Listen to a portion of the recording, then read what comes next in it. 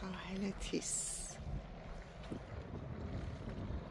از ساحل تیس میریم تالاب لیپار یا تالار صورتی. اینجا اسکله تیس بود، میریم جاده چابهار بریس. هوا 27 درجه سانتیگراد. تازه وارد شهر چابهار شدیم. هتل لیپار سمت راست. روبروش هم باید هتل لاله باشه.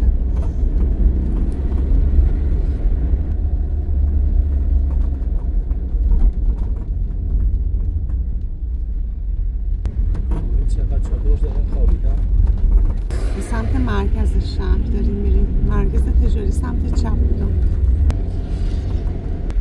سیتی سنتر سمت چپ. چابهار شهر زیبایی ها و رویاها. سمت راست بندر شهید کلانتریه. میریم به سمت کمربندی شمالی چابهار. اینم کمربندیش. فلاکس 280,000 تومان. آفتابش داغ، باد و هوای بهاری چابهار.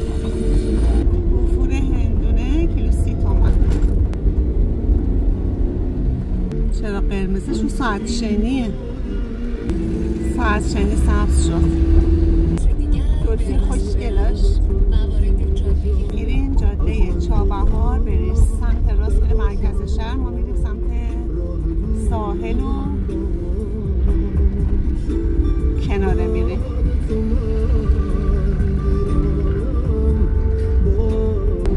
تالاب صورتی 17 انجیر معابد 22. سمت راست ساحل، سمت چپم خونه های مسکونیه که همجوری ادامه داره. اینجا ساحل ارتفاعاته. مسافرها اومدن اینجا عکس میگیرن. بریم ساحل ارتفاعات ببینیم چه خبره.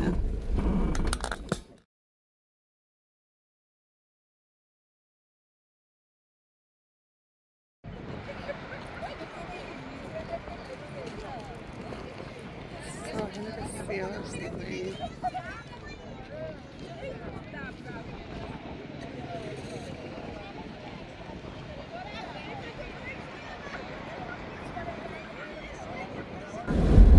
ساحل بی‌نظیره. رویمین سمت راست. شطور سمت چپ. ورزشکاران چابهاری.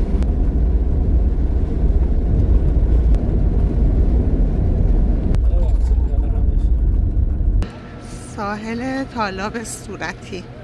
پارک کردیم پیاده بریم سراغش. بازار محلی و طراحی غنا. چه صدای قشنگی.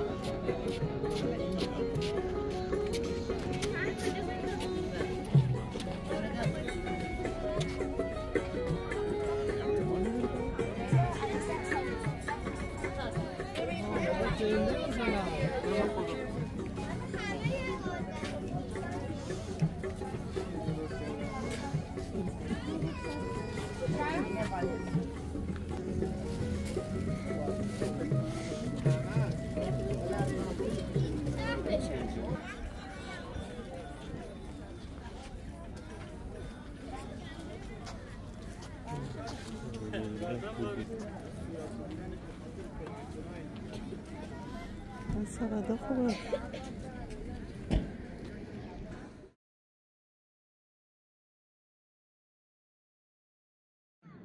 تالاب صورتی.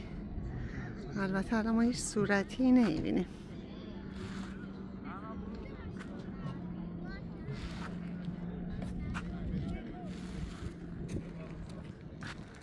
ماشینم که گیر کرده. نمک خالیه.